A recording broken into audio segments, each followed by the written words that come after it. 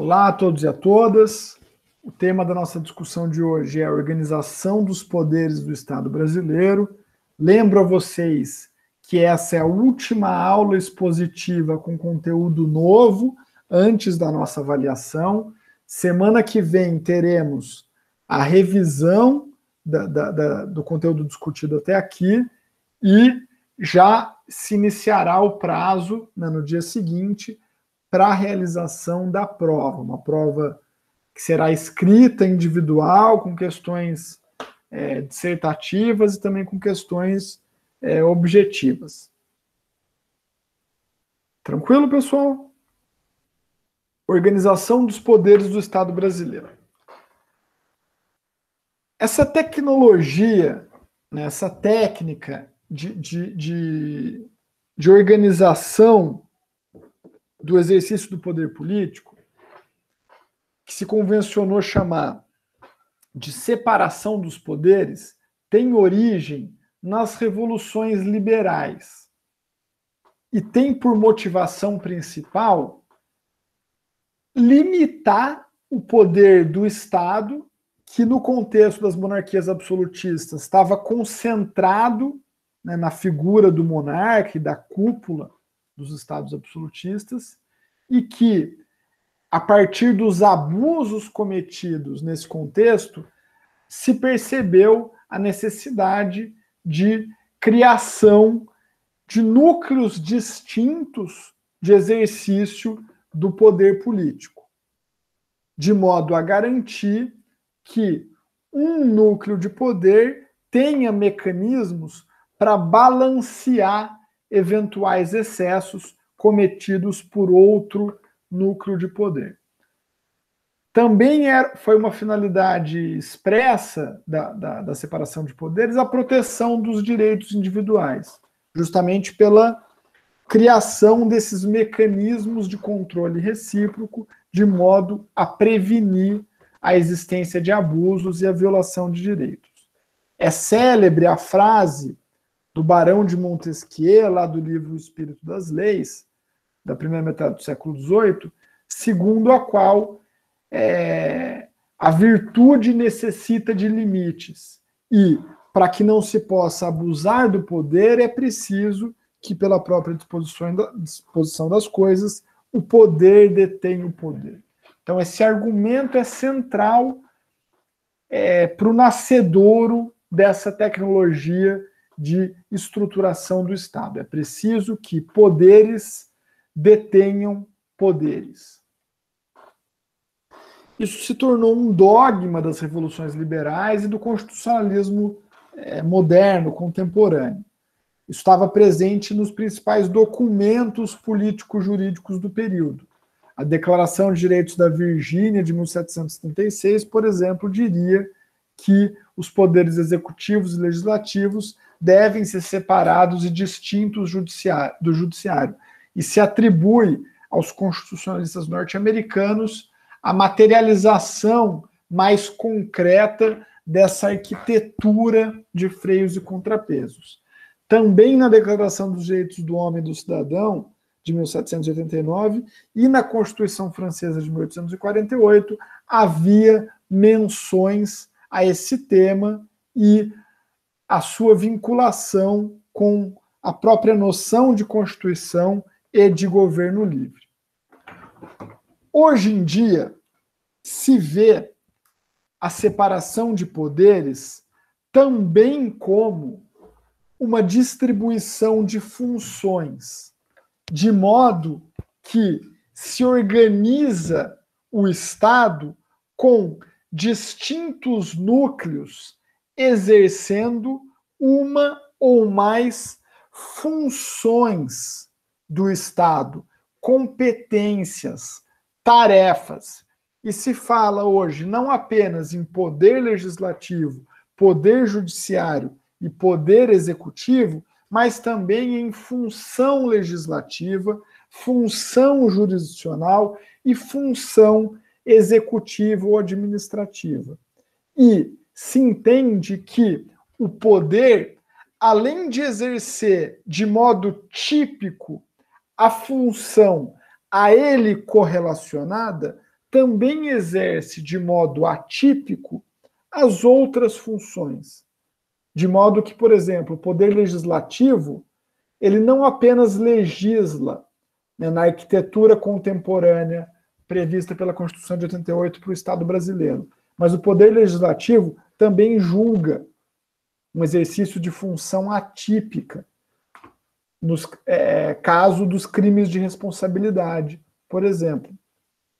E o Poder Legislativo também executa, também administra, faz, por exemplo, os concursos, as licitações, né, os concursos para o seu quadro técnico, as licitações para suas obras, serviços, compras, etc.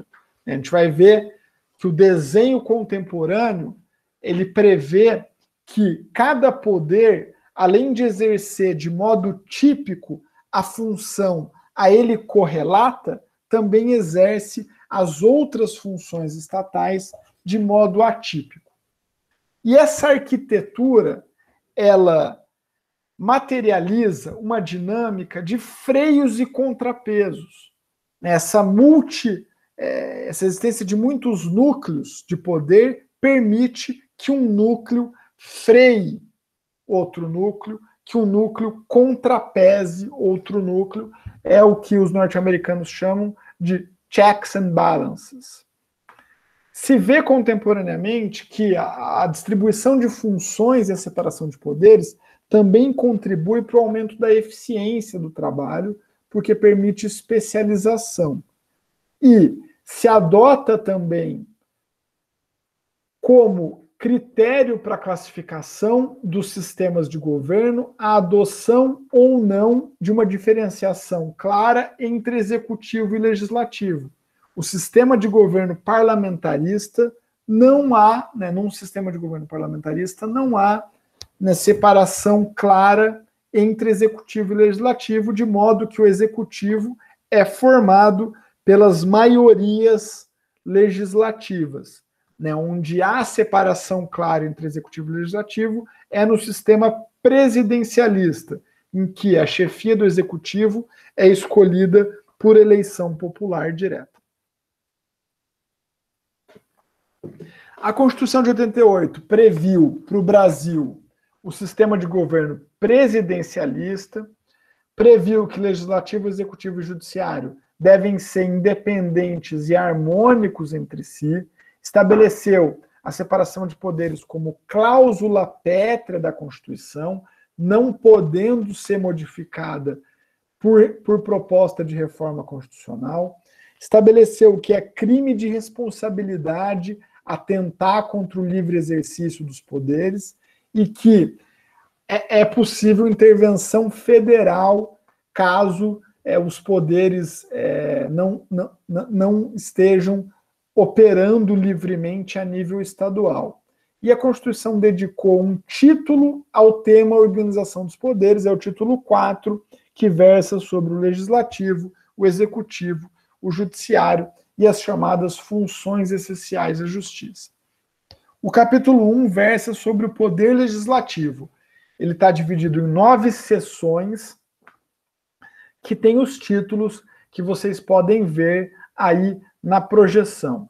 Congresso Nacional, atribuições do Congresso Nacional, Câmara dos Deputados, Senado, deputados e senadores, reuniões, comissões, processo legislativo e fiscalização contábil, financeira e orçamentária são os títulos das seções desse importante capítulo do título 4 da Constituição Federal de 88. Em âmbito federal, a Constituição prevê para o legislativo brasileiro uma organização bicameral. A gente tem 2 núcleos, 2 câmaras que compõem o Congresso Nacional. A gente tem o Senado Federal e a gente tem a Câmara dos Deputados. A Câmara dos Deputados é um órgão de representação popular, em que a eleição se dá segundo o critério proporcional para mandato de 4 anos, permitidas sucessivas reeleições. há uma distribuição do número de vagas da Câmara dos Deputados conforme o número de eleitores de cada estado, de modo que os estados mais populosos têm maior número de representantes, casos de São Paulo e Minas Gerais. E os estados menos populosos têm um menor número de representantes, garantido pela Constituição o mínimo de 8 representantes na Câmara dos Deputados e o máximo de 70, caso de São Paulo. Né? Entre as candidaturas a deputado federal, não por cada estado, há necessidade, né, dos partidos políticos e antes das coalizões, né, quando era permitido coalizão, atingirem o chamado coeficiente eleitoral e indicarem, né, os seus candidatos e candidatas mais votados conforme o coeficiente eleitoral. A isso se chama de critério proporcional. Diferentemente do Senado, que adota o critério majoritário, né, em que o candidato ou candidata mais votado é o eleito ou eleita. Eles são eleitos no Senado para mandatos de 8 anos, também permitidas sucessivas reeleições, e o Senado Federal é considerado um órgão legislativo de representação dos estados. Né? Cada estado tem, independente da sua população e do número de eleitores, 3 representantes no Senado. Tanto o Acre quanto São Paulo têm um mesmo número de representantes no Senado Federal. No âmbito estadual e municipal, a Constituição prevê o unicameralismo. A gente tem apenas uma Câmara, no caso dos estados, as Assembleias Legislativas Estaduais, no caso dos municípios, as Câmaras de Vereadores.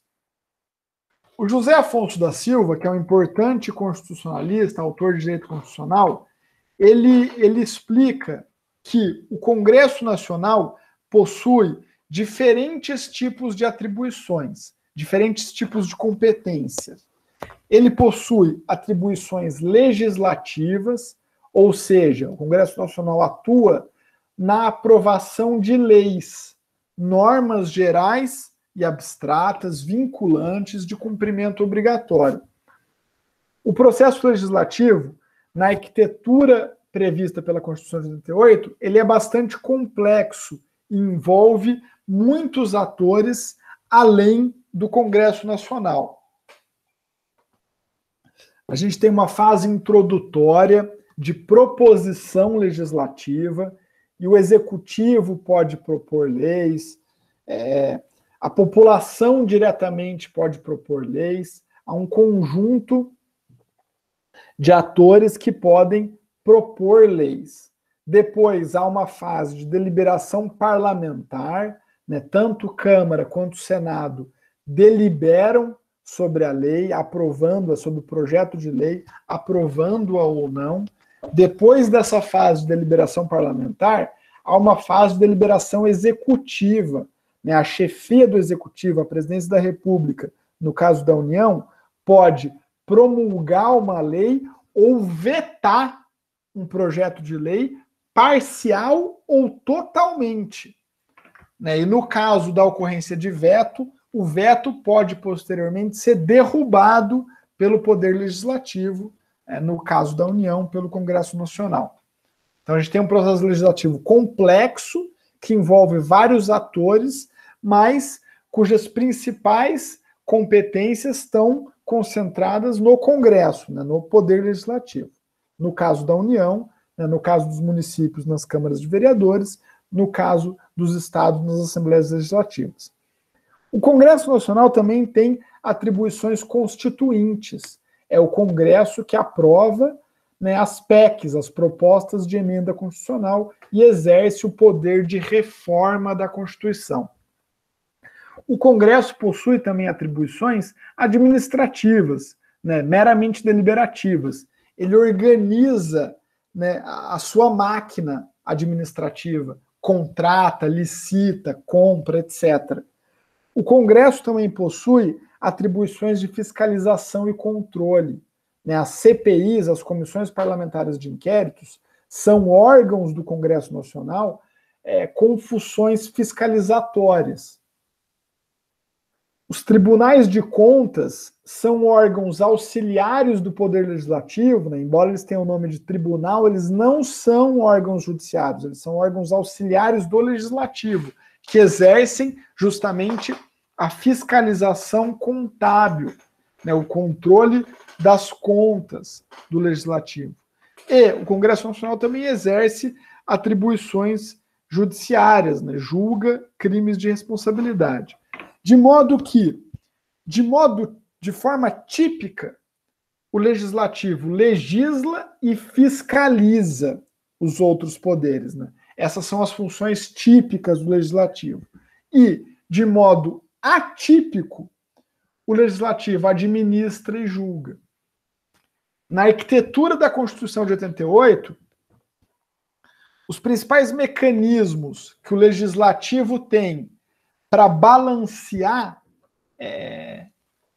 os poderes dos outros poderes, digamos assim, o principal mecanismo é o princípio da legalidade, a base de um Estado de direito.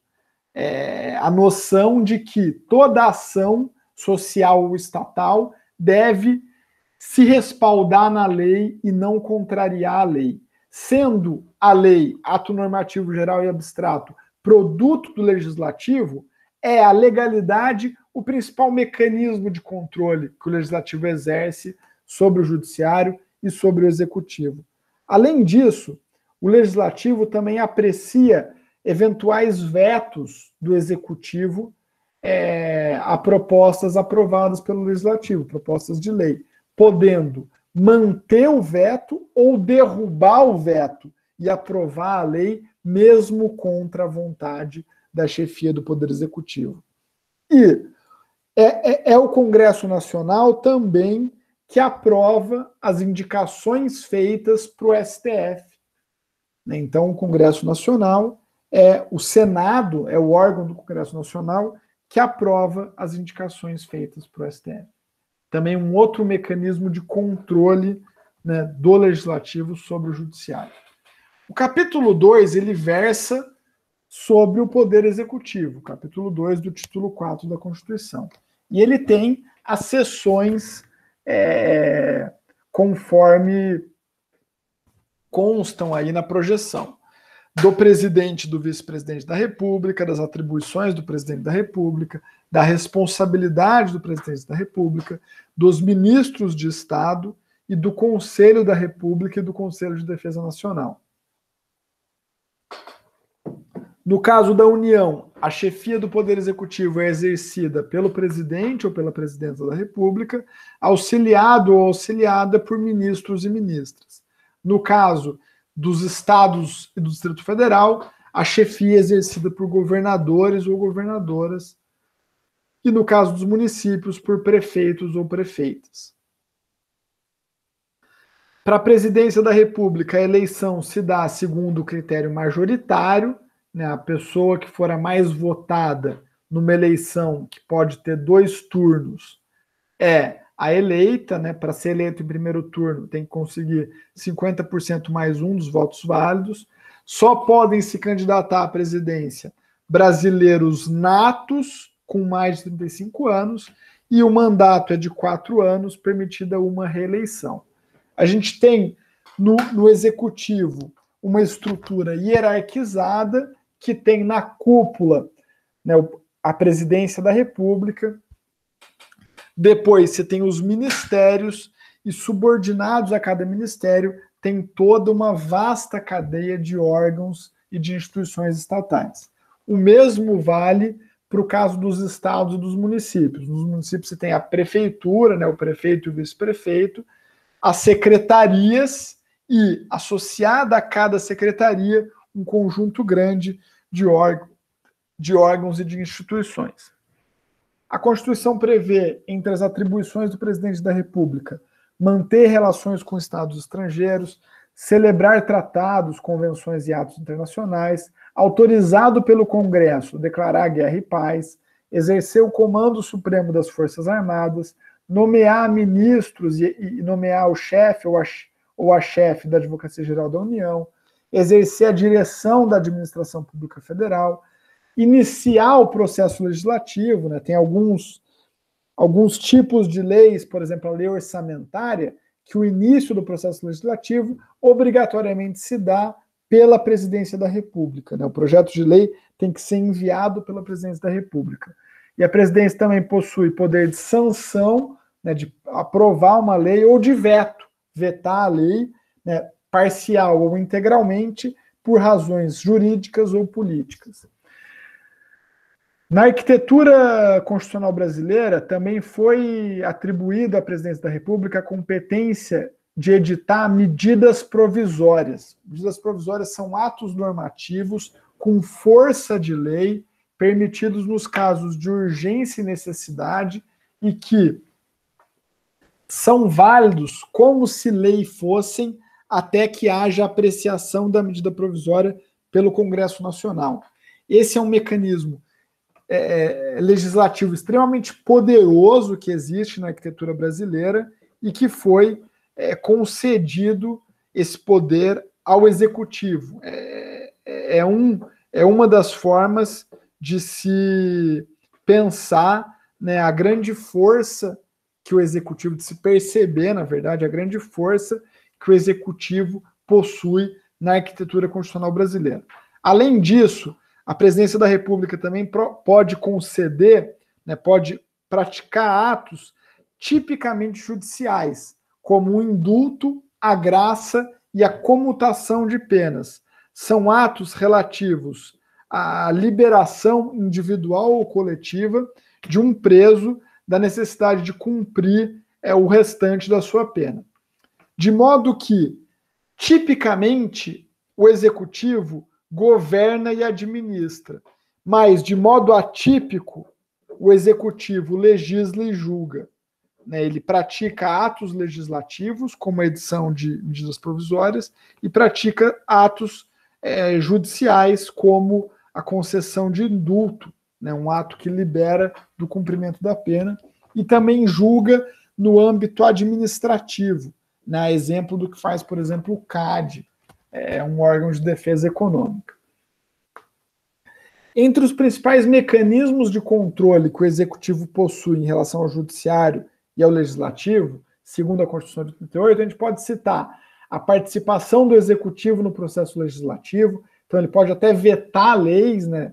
Um mecanismo forte de controle do Legislativo, a nomeação dos integrantes da cúpula do Judiciário, né? Tanto o STF quanto o STJ, os órgãos de cúpula do Judiciário, têm os seus nomeantes indicados pelo poder Executivo e aprovados pelo Poder Judiciário, e também a cúpula do Ministério Público, a chefia do Ministério Público, a Procuradoria-Geral da República, é submetida à indicação do Poder Executivo.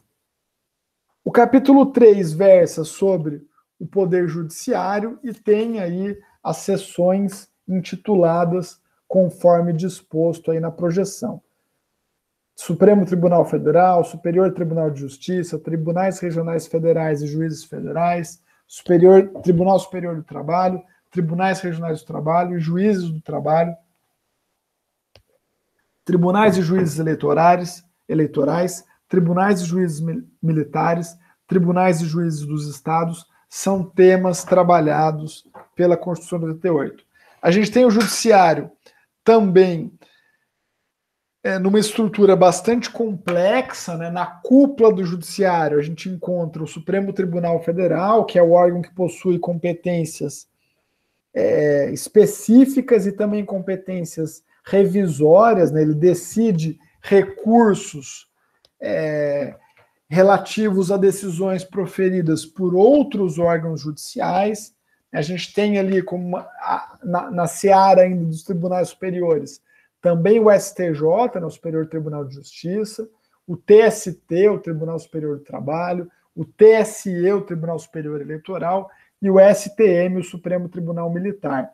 Esses são os órgãos de cúpula do Judiciário com função jurisdicional. Porque a gente tem também o Conselho Nacional de Justiça, que é um órgão que possui estritamente funções administrativas. Ele não julga processos, ele exerce funções administrativas no âmbito do judiciário e pode julgar juízes em relação a infrações administrativas, mas ele não julga casos concretos.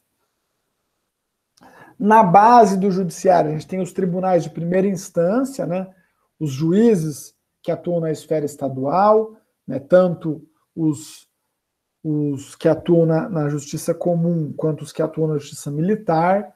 Né, a gente tem também na esfera federal os juízes federais, os juízes do trabalho, os eleitorais e a justiça militar federal.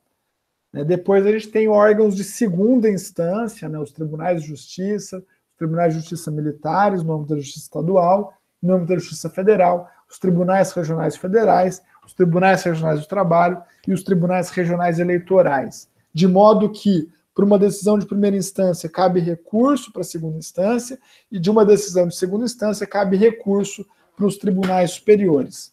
Além disso, os tribunais superiores têm também competências específicas, primárias. Tem alguns tipos de ação que vão direto lá para o STF. Por exemplo, julgamento de ação direta de constitucionalidade, a ADIM.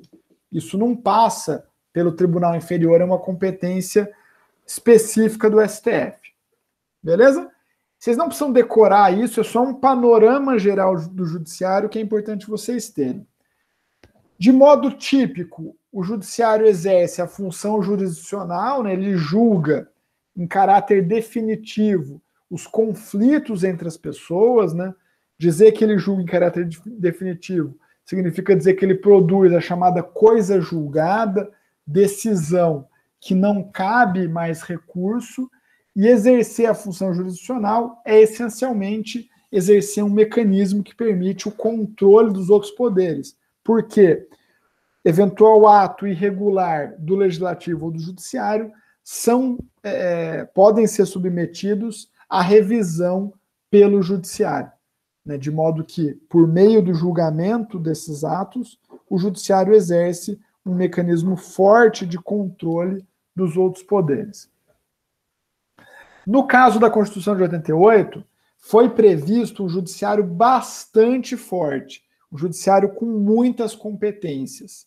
Né? E um dos eixos que permite a consideração desse judiciário bastante forte é o princípio da inafastabilidade da jurisdição, né, que está previsto lá no artigo 5º, no artigo 35, no inciso 35, que determina que a lei não excluirá da apreciação do judiciário lesão ou ameaça a direito, de modo que, em regra, qualquer lesão ou qualquer ameaça a direito submete, né, pode submeter aquele caso, aquela questão, à decisão judicial.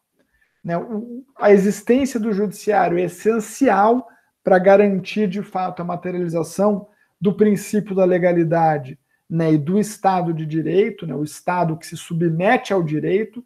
Para que isso aconteça, é necessário a atuação do judiciário, que é o judiciário que garante essa submissão do Estado ao direito. E de modo atípico, né, o judiciário também exerce função legislativa, por exemplo, por meio dos seus regimentos internos. Né, os regimentos internos dos tribunais superiores criam regras, direitos e deveres processuais não necessariamente previstos em lei anterior, de modo que os regimentos internos dos tribunais são considerados atos normativos. E, de modo atípico, os órgãos judiciários também administram, né, também fazem concursos públicos para contratação do seu pessoal, fazem licitações, né, punem aqueles e aquelas que violam as suas regras administrativas.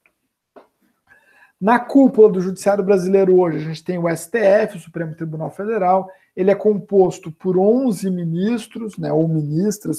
Temos 2 mulheres hoje na corte, salvo engano, né? Os ministros ou ministras são indicados pela presidência e aprovados pelo Senado, e eles devem ser brasileiros natos com um notável saber jurídico. Né? Esse conceito abstrato, notável saber jurídico, é o único conceito de conteúdo que a Constituição prevê para a possibilidade de nomeação para o STF. A competência principal do STF é a de guarda da Constituição. É o STF que diz o que a Constituição quer dizer com as suas palavras em última instância.